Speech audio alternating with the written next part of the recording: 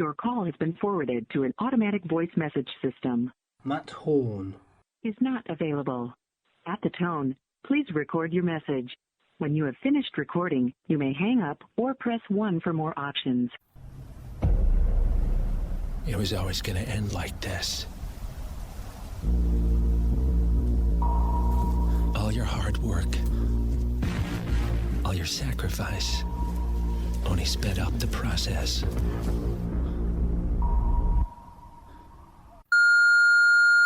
Matt, this is David Bateson. I've been waiting a half an hour. I'm freezing my nuts off here. I don't know if you're going to get this message, but I've got something for you. I've got a truckload of Hitman 3s I'm trying to offload. Well, I'm not trying to offload them. I've stolen them, basically, from IR Interactive, so they're going to be real easy to sell. They're super hot. You got to get this game. You're going to love it. And you don't have to play Hitman 1 or 2. This is the game where you get to find out where Agent 47 comes from and his whole background, and it's one hell of a climax at the end. If you get this message, call me. If you don't, you are so dead. I know where you live. Bye.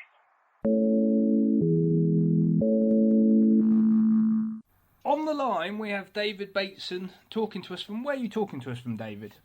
I'm talking to you from Denmark, from Copenhagen. Hi, Matt. Really, David? Yep.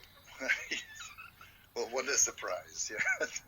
I live here, and don't tell anyone, but Scandinavia and Copenhagen, Denmark, is the best kept secret in Europe. Don't tell anyone. Yeah, been here for a long time. Love the place. Well, obviously, I do have to ask the question, but I'm going to spruce it up a bit for the listener. You ready for this, David? Yeah. Obviously, with the fact that you are renowned for playing one such character in gaming, which we will get onto, that's fine. What would Agent 47 do in a COVID-19 lockdown? Okay, that's good. He wouldn't be wearing a mask. He's really not interested in anyone else's good health. So he would just be going about his business, another day at the office. Death, death, death, death, lunch, death, death, death, dinner. That's just the day in the life of Agent 47 under COVID restrictions. Agent 47's got a good way of social distancing. Yeah, he has. You don't know what he looks like, because if you do, then you're dead. But as I say, I don't think he's incredibly interested in social distancing. He's either in disguise and you get, it's Agent, I'm dead. I usually ask the question, are you fully stocked up? Well, Agent 47 usually is fully stocked up. Yeah, I am. Whatever you're doing over in the UK, you're definitely getting it right with the vaccinations, for crying out loud. I think about 3 people and a dead dog have been vaccinated in Denmark. We can't get hold of the bloody vaccine. Will you stop hoarding it in the UK? I mean, I'm not going to get into politics or that kind of... No, don't go there. Stuff here. But bring the interview back to yourself directly. Yeah. How was 2020 for you? Oh, like a train crash. It wasn't as bad as a lot of other people. I have a kind of inbuilt isolation or self-isolation, because I just have my recording studio, which was around 250 meters from my door to my house, and I've now actually moved it back into my house, into one of my bedrooms. I couldn't get more isolated if I tried. Everything's done on online, Source Link or Source Connect. I never see a customer except through a screen.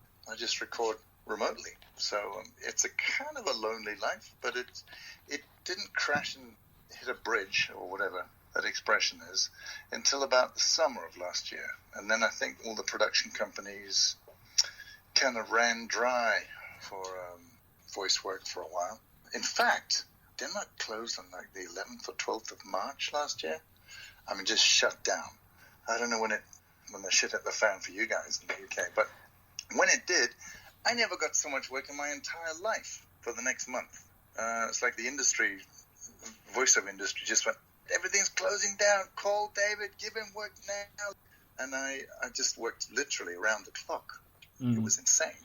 And then it all kind of dried up for couple of months, 2 or 3 months, and then had a fantastic October, November, December. Bit of a slow start this year, but yeah, I got enough voiceover work to keep me off the streets. I mean, you mentioned about when it happened for us. I've got a sneaking suspicion, David, that the year anniversary is tomorrow.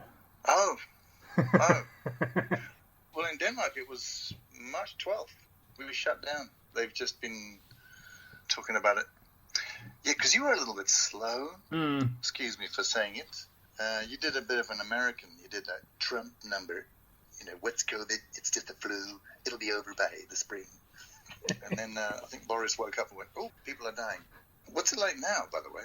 You're all bloody vaccinated over there. What's going on? We're not all vaccinated. There's about 20 million of us who are vaccinated so far. The other thing I should mention here as well is that sort of parts of the UK came out of the lockdown and then went back into it. Yeah. But Leicester has been progressively in restriction for the last year. We've had the full 12 months. Oh, really? Yeah. Wait a minute, I knew that. The Midlands really just like closed down and stayed closed down. I don't know why. You're just not behaving yourselves. I don't know what you're doing in the Midlands. What are you doing in Leicester? You guys didn't ease up. I can't get my brain around this because, you know, the shops open here about start of this week. So some shops, things are starting to chill. Well, the reason why we've got you here, David, isn't to talk about COVID. Yeah, it's not to talk about. Thank you. Yeah. It's to talk about a little-known franchise called Hitman. So, I mean, I'm going to start off a different way to the Hitman 3 interviews I've done so far. And I'm going to sort of announce here that last year was the 20th anniversary of Hitman. Yeah, it's true. It's hard to get my brain around this because, you know, I think I must have been 4 years old when I started. I'll believe it. Here's the thing. When the 4 or 5 guys who started IO Interactive with their first game, Hitman, it was basically well thought through and planned and so on. But one of the driving forces behind it was that the guys were hoping that this would make some cash so they could work on other franchises, other ideas that they had up their sleeve, such as, which came about later, Freedom Fighters and Cain and Abel and a couple of other ideas they had. When the first game got reviewed, Codename 47, 20 years ago, I think they were stunned in a good way and pleased by the, you know, very good reviews they got, because they set the bar really, really high right from the get-go. They didn't sort of dumb down and go, ooh, it's so easy to kill people. You just pick up this gun and you will get away with it. The thing kind of snowballed, really, out of their wildest fantasies. And I remember a couple of years later, at this building in Copenhagen, they had 200 programmers and level designers and people just employed from all over the planet.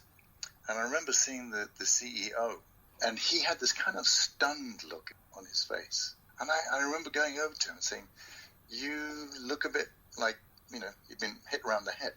And he was just going, I can't believe this. We were all gathering to sort of have some kind of a Christmas lunch or a celebration, and he was just going to make a big speech in front of everyone. He was just kind of taking it all in and going, what the hell has just happened in the last 3 years? By that time, they'd put out 2 games. It was beyond their wildest fantasies. So yeah, it started well and got weller. Before we did the interview, I did a Google search with regards to gaming characters that have had this longevity. Solid Snake is one of them. Super Mario is another. You've got to be up there somewhere. Yeah, I think I'm second. I think the Mario guy's done it for like 25, 26 years. But I thought maybe I was the second longest. Which I don't know. I mean, what do I get? Nothing. I mean, I get a lot of wonderful attention and quite a bit of street cred in the game, but that I will have to live on because, you know, at least for now, Hitman's been set aside whilst the guys and girls at IO Interactive work on their next big adventure, the James Bond franchise. The planet knows about it. I mean, it's not coming out yet, but it's announced. The fans will want to know this answer, as do I. Have you ever played a Hitman game before? Okay, yeah, I have. I don't play them as much as I used to, because my life is a bit fuller. The only thing I haven't got round to is virtual reality on Hitman 3. And that's because IO Interactive was, shut down. So I keep banging on the door going, let me in! It's 8:47. I know you're in there. They're not in there, because that's the place to go. They have a whole floor just about now of consoles. So I can anytime just go in and chill. But obviously I have my game at home, but I haven't tried virtual reality yet. Well, one of the things I suppose the fans will want to ask is, time permitting, would you ever consider doing a Twitch stream playthrough? No, I wouldn't, actually. And there's a reason. Yeah, and it's not because I'm in a bad mood or anything. It's because I'm just not good enough. And I think that's a killer. Put it this way. I was flown to London to present a Sniper Challenge Award at the Golden Joysticks. I think it was about 4 years ago, maybe 5 years ago. And I was allowed to walk around the room whilst they were having a final showdown, out of which came, the Sniper Challenge World Champion. And I got to see them murder that game in the Sniper Challenge level. And then I swore to myself then, I went, okay, I may be the voice and I may be the face to a certain extent, but I cannot do what they do. So, no, I'm not going to humiliate myself and let down Agent 47 by being so crap at the game compared to the people who play it 24/7. It always sort of astonishes me when people say no, because, I mean, I asked David Kay, who's known for Ratchet and Clank, I asked David Kay the same thing, would he ever consent to doing a Ratchet and Clank playthrough, because obviously their history, their series is almost as long as Hitman is, and he said he'd be, again, like you said, concerned about the amount of time it would take him to play through just one game. And my reaction to it was, Nolan North, who you probably know, quite well known voice actor, does a lot of mocap. He decided to play Uncharted, which is obviously what he's known for. Uncharted is Nathan Drake. And he spent 12 episodes doing the whole game with... No way, did he really? Yeah, with what would be considered a 4-hour gameplay through. It took him 12 or 13 hours to do. I love that guy, both of them. Actually, last year, I booked my ticket to go over to the BAFTA Games because I wanted to meet up with them. And, it was heavily nominated and they were going to be there. I just wanted to chat with them and say, hey, how are you doing? Way to go. I wouldn't do it. There's a thing here. I really like Agent 47 as a person. That sounds maybe weird, but I feel very protective of him. So I don't want to cock it up. I don't want to treat him stupidly. One thing I did do for PlayStation once, and that was at a press junket at IO Interactive over 2 or 3 days, and they invited like 28 journalists from all over the world. And they said, Dave, could you come on down? You can be a part of this whole thing. We're going to be talking level design interviews and talking to the creative director and the sound people and the score and the effects and so on. And, we'd like you to have you on point as and when to do some interviews and anything that's going to be asked of you as the voice of Agent 47. PlayStation had a couple of guys along and they said, hey, asking the marketing people at IO Interactive, would that be okay with IO Interactive if David is allowed to freestyle as Agent 47 as we play the ghost mode level where you get to kind of race through the level playing against yourself? And they talked about it very seriously. And I was going, guys, I don't know if this is a good idea because, if you let me loose in front of a microphone, it could get weird. And they went, no, this could be fun. Why not? And so they started playing it and they wired me up and off I went. It was fun.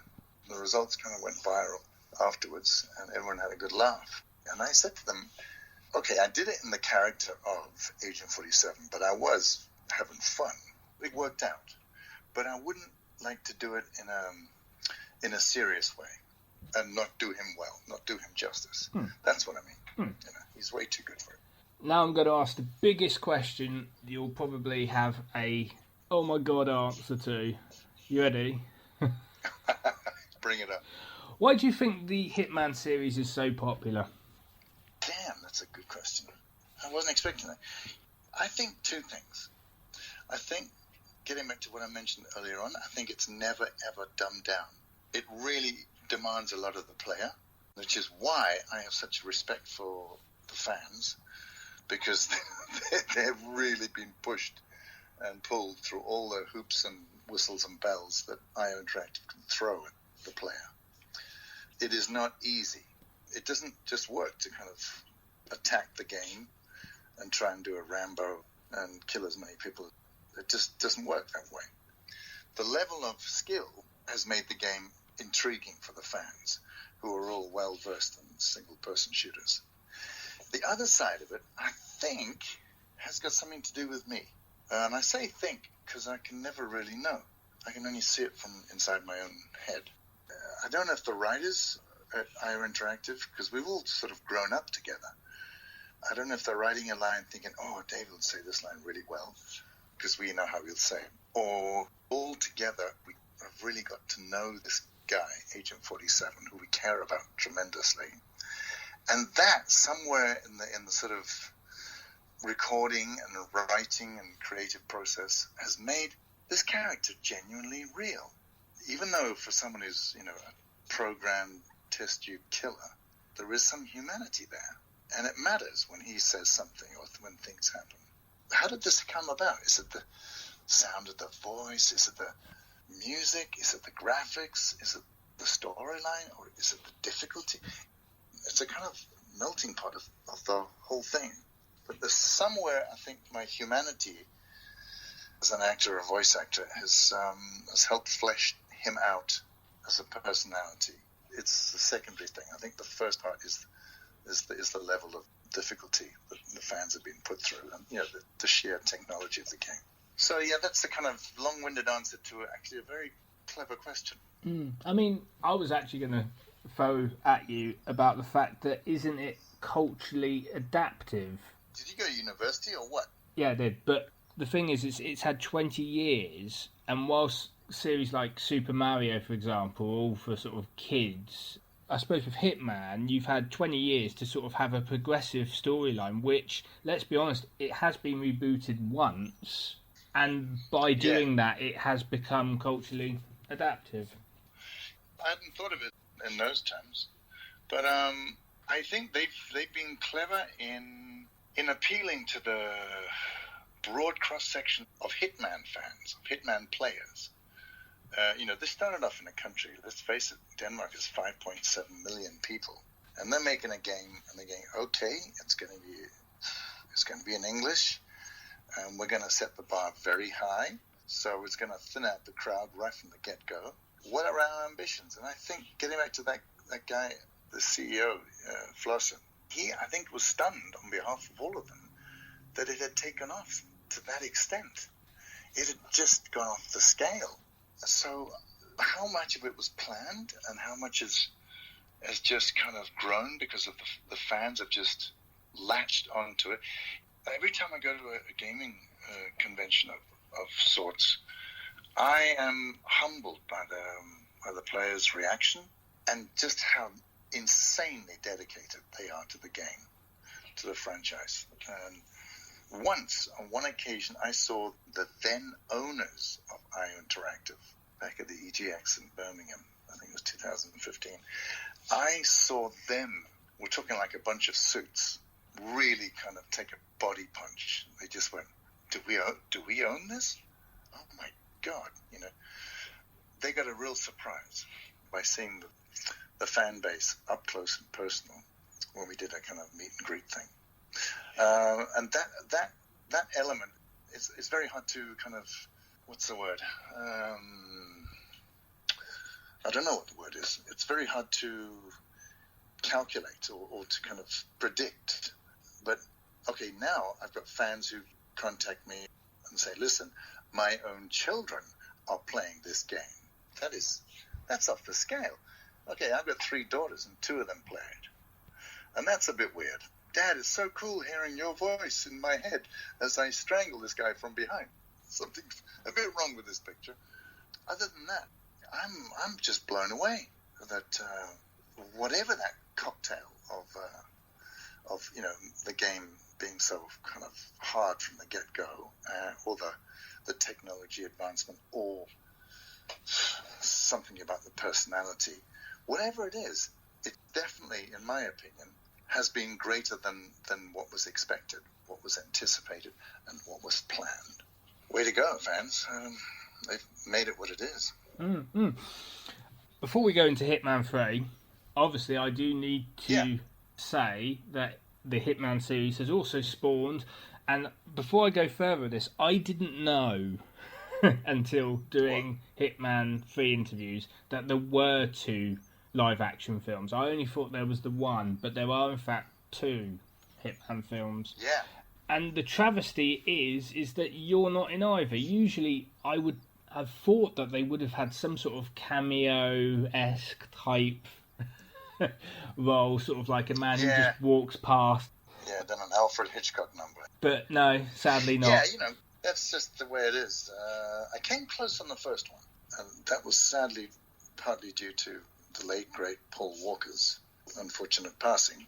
And Luc Besson had taken over as executive producer out of Paris, and suddenly the film had become much more a European film, which kind of pleased me and a lot of people, I think, because we just didn't want to see it go down the, sort of Hollywood blockbuster thing. All right, let's have bazookas at dawn and on Sunset Boulevard.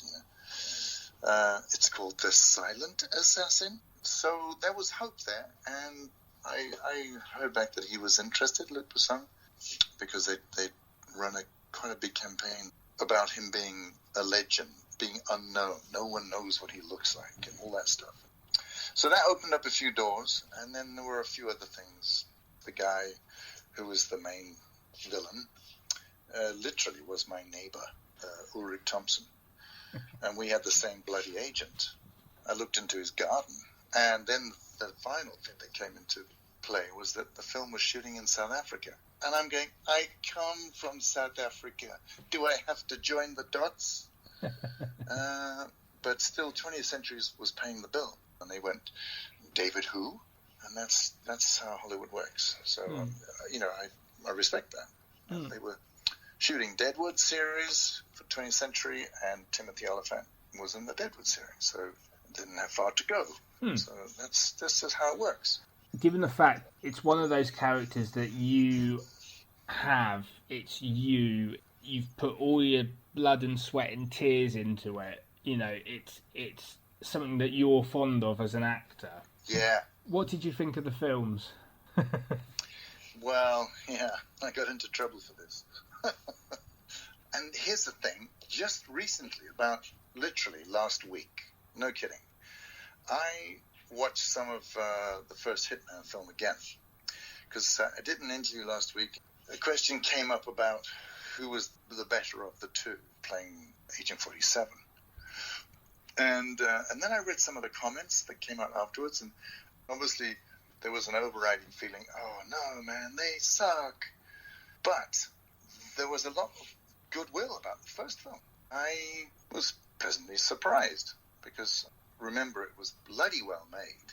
And the first-time director, although he got fired from it, French director, my way of looking at it was, I look at it from an acting point of view.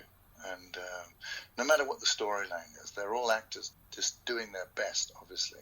But I found the second Agent 47 more dangerous, though he looked less like Agent 47, if you want to, be rude. He's a damn fine actor. His name's gone out of my head now. Brilliant actor.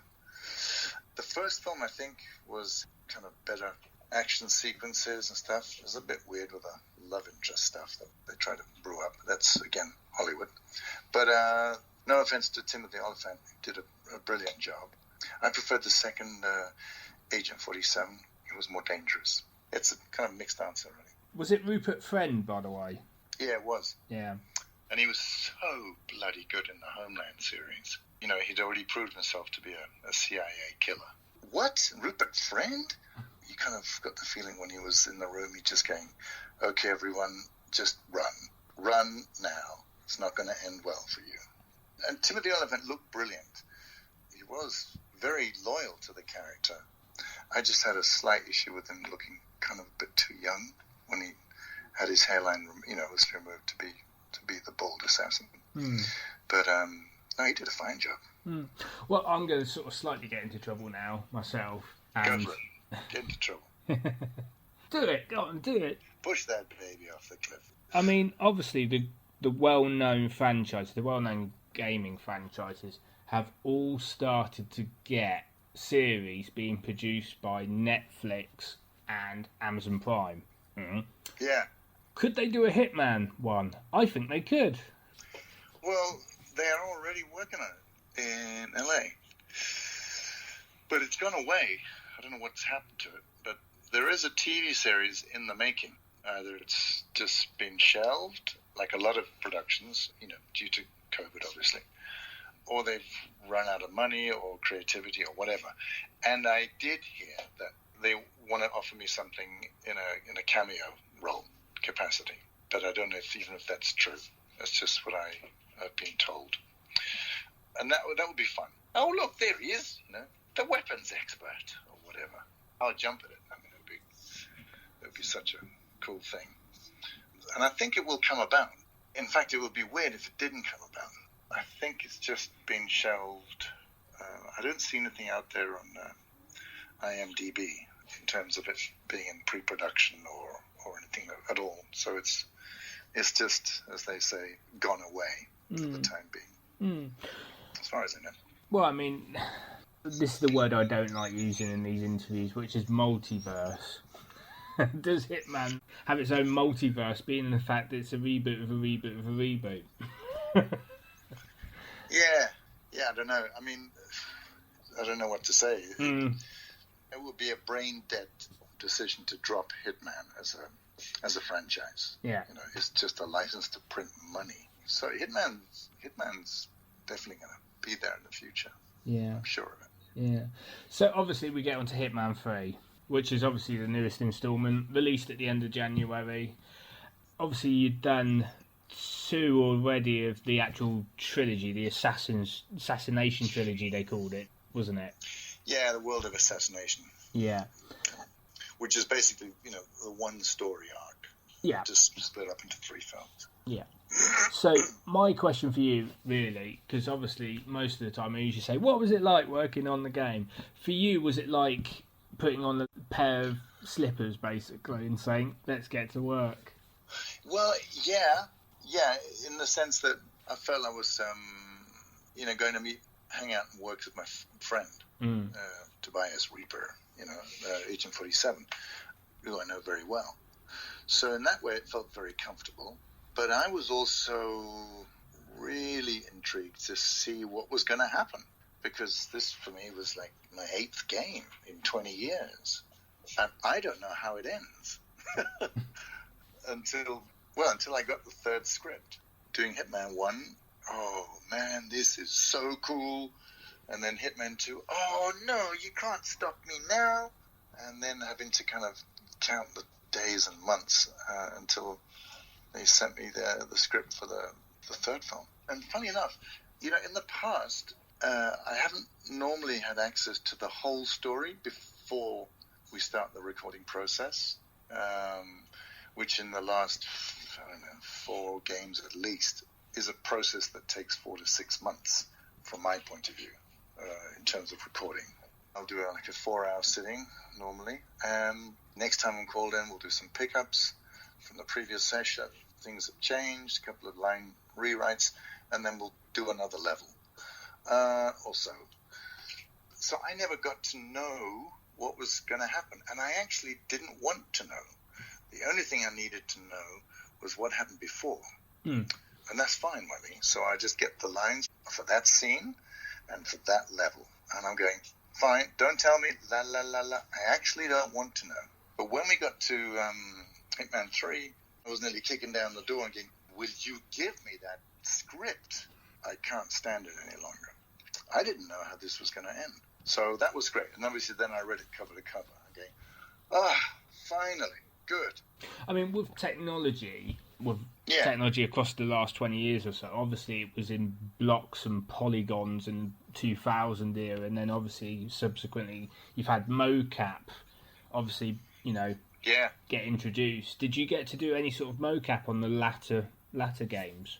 You know what? Sadly not. I had one opportunity, and I was in Atlanta at the Voice Arts Awards, which is like, I think it's the world's biggest voiceover conference. And they called me from IO Interactive in Copenhagen and said, David, listen, we want you to swing by London to do some motion capture work. Can you change your flight tickets? And I went, yeah, can I? Just hold the line. And I said, I'll get back to them. And I set about sort of changing my flights. And they called me back a couple of hours later, or later that day anyway. They said, David, stand down. You don't need to change your tickets. I went, what? So I've never done motion capture work for Agent 47, which is going to piss me off for the rest of my life. On the other hand, for many years, the guy doing the motion cap work in Copenhagen is a very good friend of mine. He's a stuntman / actor. So that was fun because meet up with him for a beer and stuff. And you'll never believe what I did today. And I went, oh, no, don't tell me. Okay, do tell me. So, yeah, I never got to do it. Bum. You mentioned about the fact how successful the game is as a result of you doing the voice. Do you regret not having sort of the actual model as well? I don't regret. It was like a missed opportunity. A bit like, the first Hitman film. Going, come on, that was a no-brainer. Give me a chance. But, they did well. Let's face it, I'm not a stuntman. And the guy who motion captured me, he's a professional stuntman. So, he could do anything. I just wish I'd had a crack at it. But I did other things, so I'm cool. The question I suppose the fans will want to know, and you won't know the answer, I don't know the answer. We've already talked about the Hitman TV series, obviously. Yeah. Do you think another game? What, there will be another game? Yeah, I do. In fact, I'm sure of it. Nothing's been said to my face directly, but as I said, this game made its money in about 3 days after it came on the market. So if there's anyone with half a brain going, ooh, do we need money for the next game development? Yes, we do. Don't kill that series. Don't kill the franchise. No. It would be totally bizarre if there was not to be another Hitman at some point. But as for when and who's going to be voicing it, that is unknown. We all like to think we're going to wake up tomorrow, but some of us are going to be in for a surprise. So no, I don't know. I would think the game's coming back, definitely. I'll shave my head. We'll both go and do mocap together. Yeah, you're right. You know what? Here's the thing. Last year, or was it the year before? November 19, I was nominated for a Voice Arts Award in LA. And I was up for an award, which is like, this is kind of the voiceover Oscars for Agent 47. And I went, okay, this I'm not going to miss. And I flew over for the day because I had to get back to Copenhagen to do a theatre production performance, and I was just blown away about how the industry has grown. I mean, I know it's grown, but when you find yourself on a stretch limo and a red carpet and all the all the glitter and plastic of Hollywood, we have come a long way, and that cheers me up about the future of gaming and the future of motion capture and voice acting being taken more and more seriously. And let's face it, the gaming industry, what the hell has happened in not just the 20 years of Hitman, but go back 25, 30 years. That's like 2 millennia in terms of, computer game evolution. So I'm just over the moon about whatever's going to happen in the future, because it's beyond our wildest fantasies, and that's what kind of gives me a thrill. I don't know what's going to happen next, or in a way, no one knows. It's just, if you can think it can be done. You can write a program for it. In 2015, when I was at EGX, and one of the big, I think it was the Star Wars franchise, it came out with a virtual reality console, and gamers had to book 3 or 4 months in advance to get like 15 minutes on the console, over that 4-day convention. And I remember standing there watching these people sort of flaying their arms around and saving the galaxy. I'm thinking, wow, I bet there's something really good going on inside the head of that player. Because on the outside, it just looked crazy, a madman having a quiet epileptic fit with a pair of heavily set sunglasses on his face. But that's what I mean about the imagination. Where does it end? How do you define what can't be imagined? And I think that's what thrills me most about the computer game industry. I mean, technically now they can be you, I suppose, with their whole VR experience. I am him.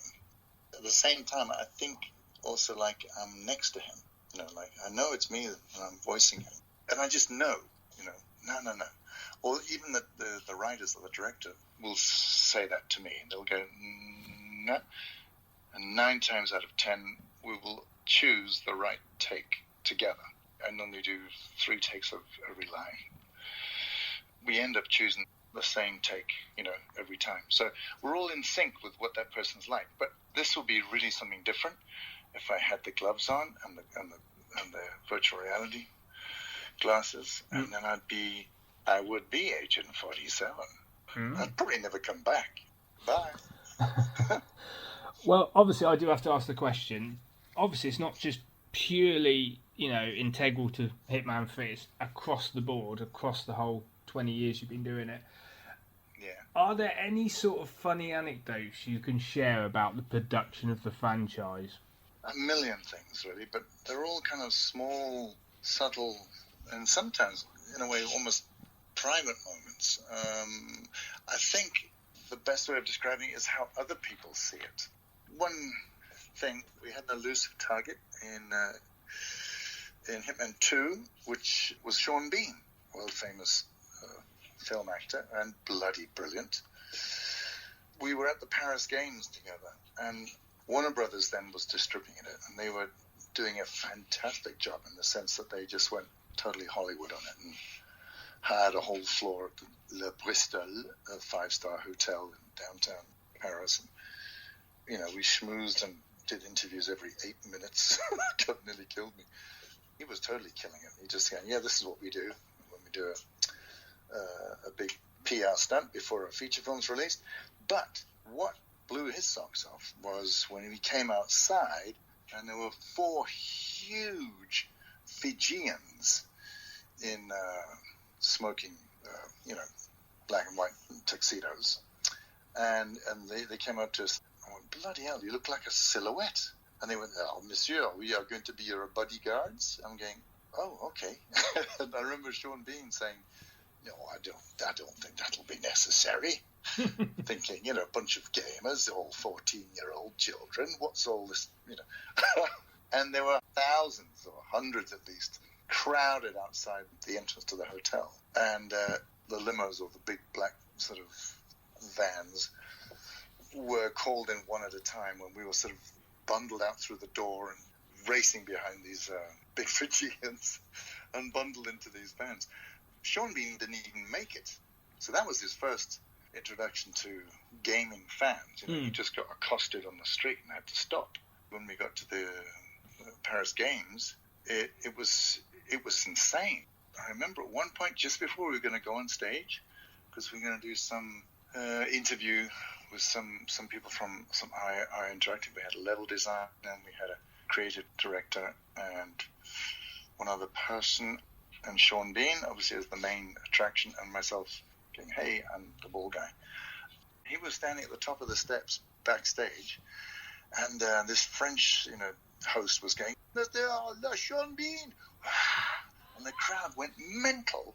And at that point, Sean turned around, he came back down the stairs, and he said, on second thoughts, I think you should go first. I went, why? He said, they're going to tear us apart. For me, that was a kind of quiet little, or not so quiet, reminder of the magic or the hugeness of the franchise, because it kind of took him by surprise as a very seasoned, famous actor, going, bloody hell, computer gamers, So yeah, power to this business. It's scary. Have you ever been noticed on the bus? Yeah, I have actually. I get a couple of times in Copenhagen, but it's happened to me in strange places. It happened to me in the Apple shop on 5th Avenue, right there opposite, I think it's the Waldorf Hotel. That was a bit weird. They have a big sort of flagship Apple store there. And obviously, the people working there are a lot of intense gamers. And I was there, and they went, excuse me, sir, are you who I think you are? I think what first maybe makes the connection is they hear my voice, and then they kind of look at you and they're going, oh my God, it could be. And then they have to ask, It's not because I have a tattoo on the back of my head or something. Although I came very close to getting one. One of the points I was going to make earlier on when I was at the Voice Arts Awards, I nearly came this close to getting a tattoo on the back of my head. Yeah, that's happened to me at a bus stop on the London Road in Twickenham, Hounslow actually. And it happened to me in a sound studio in London when I was recording a Lego voiceover. The sound technician says, I'm in a glass booth with a window looking through to the producer and the sound engineer. And you just hear the sound engineer not even looking at me, just go, okay, give us a sound check, please. And I read up the first couple of lines from what was a Lego commercial, and I suddenly saw him stiffen up. And then he looked in the window. He was miming, are you? And I just nodded. There were clients in the room, so we couldn't talk privately. And I just said to him, I know what you do in your private life. So yeah, in bizarre places it happens. It's happened to me on a plane, on a train at Paddington Station. That was fun. But it's normally the voice that triggers the kind of going, oh, I've heard that voice before, and then look around and then happen to see a bald guy. Wait a minute, he could be. I'll have to ask. And then I get physically recognized more in Denmark because I'm a bit more known as him over here. But yeah. I mean, I was going to say, Lego have done the video game series of Lego in terms of Indiana Jones and Star Wars. Whether they do Lego Hitman. I think they'd have a real moral dilemma. It came out just recently that it was the biggest, most quoted meme in 2020. A man has fallen into the river from Lego City. And people go, oh my God, that's the guy that is Hitman. Then I sort of researched it on TikTok, and oh, flipping heck, the whole planet has been saying this expression, this sentence. So, I did Lego for 10 years, so all of Lego actually. So I even did Lego Raiders of the Lost Ark. So it's funny you should mention that. But it was mainly Lego City and Lego Star Wars, but some others as well. Well, obviously, we're coming vastly to the end of the interview. I've got to ask the question, what made you want to get into the industry, and what advice would you give to anyone wanting to pursue it? Oh, sort of got into it by accident, both in acting and also voiceover acting. I was 19. My mom actually said, listen, Dave, you're studying at university. This is in South Africa, and radio drama was very big over there. And she said, hey, why don't you get onto the local radio station? Maybe they need some new young voices, to play the Juve leads and all those kind of things. And the radio dramas. And I went, what? So I did, and I got in. That's how I started in front of a microphone. But it was also whilst I was studying drama and English literature and psychology and all those, sociology and those kind of stuff at university. But I didn't think I was going to become an actor. I thought I'd be doing something behind the scenes, some kind of a producer or I don't know, maybe even a cameraman. I was happy to do that. And one thing led to another, and I found myself auditioning for the National Theatre, and I got in. And that's kind of, I went, oh, okay, guess I should take this seriously now. It wasn't a childhood dream to be an actor at all. As in terms of advice, man, this is a tough one, because in terms of acting, 80% of the industry drops out before they turn 30. So it'll be a lot easier after the age of 30. That's some statistic I read years ago when I was living in London. But I will say only one thing about this. If you don't do what you really have a passion for doing, then you are literally wasting your life. It might not succeed, but you've got to trust your instincts and pursue your dreams. You just got to. You owe it to yourself. And the last thing I would say in terms of advice is just don't accept no for an answer. I heard a really good piece of advice many years ago, and I forgot it until about 10 days ago. It came up in some conversation, and it was this. I went to an acting course at the Actors Centre in Tottenham Court Road 150 million years ago. And we were listening to this well-known actor who had an incredible strike rate in terms of getting jobs, auditions, and then getting the job. And he said, which I remember was extremely irritating at the time, but was very true. He said, I don't have the problem.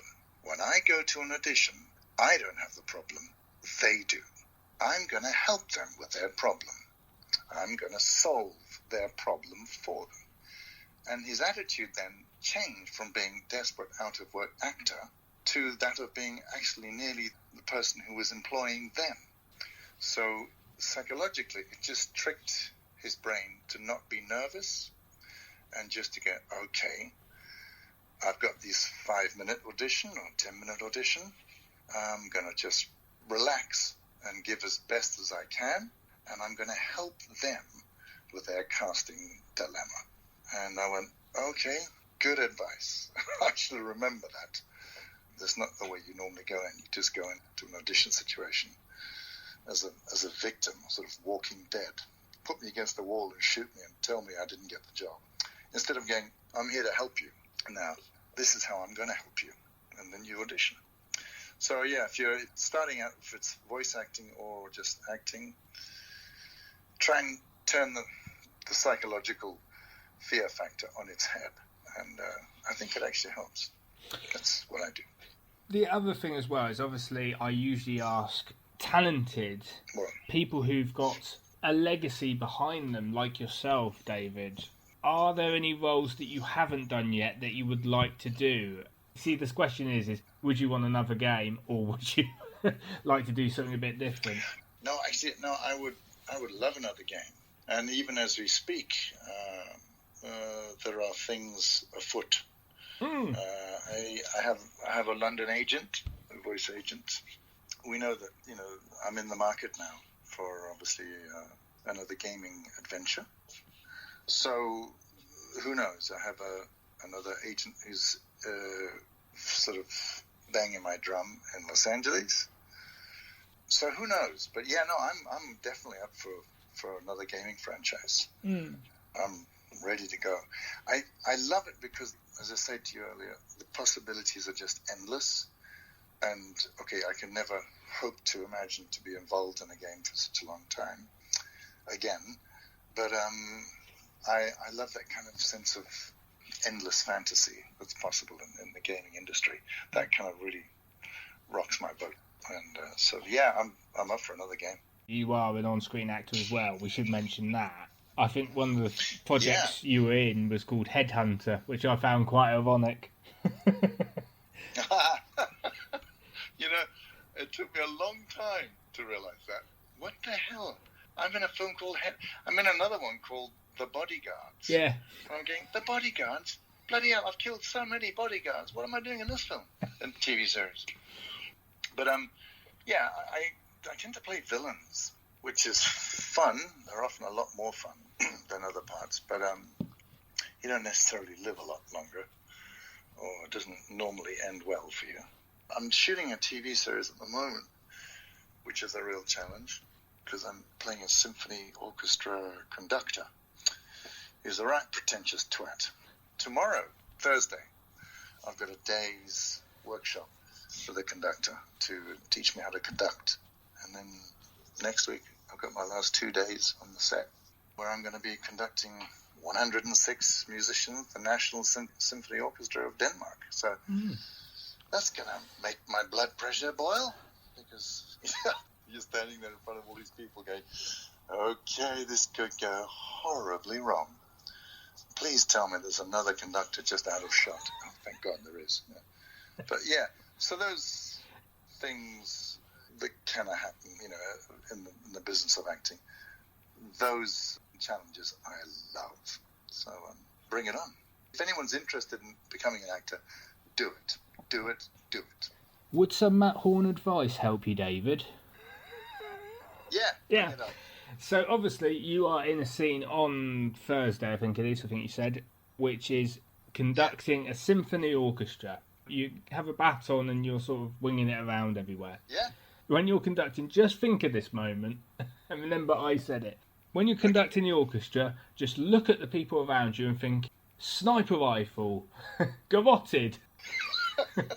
I could kill you with my bare hands, you Exactly. peasant. You may be able to play the flute, but I've locked the doors.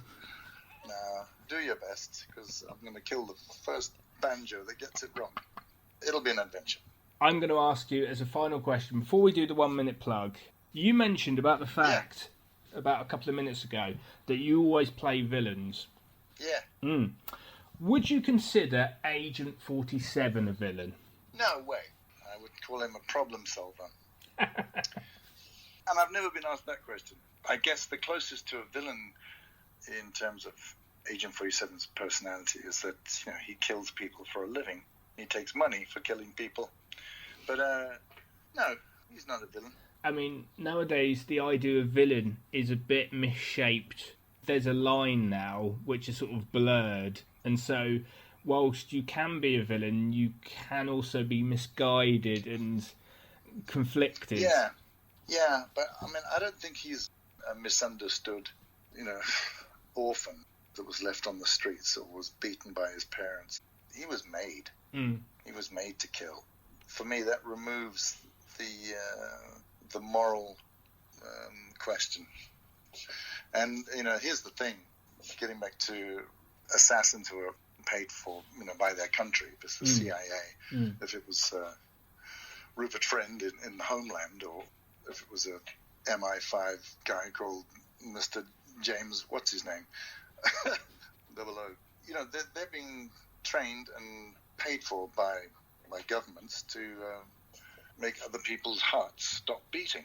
It could be questionable. I think you'd be hard pressed to get many people to say that they're villains. Which there lies a moral dilemma. I think the fandom will probably go, I never thought of it like that before. Yeah, everyone's out there, I do the voiceovers for a company which comes from a country which expresses great passivity as a kind of national ethic. Always remaining neutral and not getting involved in political conflicts or physical conflicts for that matter. And I brought it to the attention as I'm doing the voiceover. Wait a minute, don't you guys make the guiding systems for drone missiles? And there was this long, awkward silence. They went, oh shit, he's found us out. We'll never be able to look at ourselves in the mirror again. Believe it or not, I still do the voiceover for them. But so that moral dilemma is a very thin line, often. Well, I'm going to give you a 1 minute plug, David. A 1 minute plug to plug Hitman 3 and anything else you've got coming up subject to NDAs. It'll be a very short 1 minute. There's very little I can say apart from promoting Hitman 3, because my NDAs are longer than my contract, which is so boring. But and often, just on that note, I I'm requested to, send any interviews I do that IO Interactive have not authorized to them so that they can go, okay, no one died in this interview. No children or animals were harmed in this interview. We will let Matt Horn live.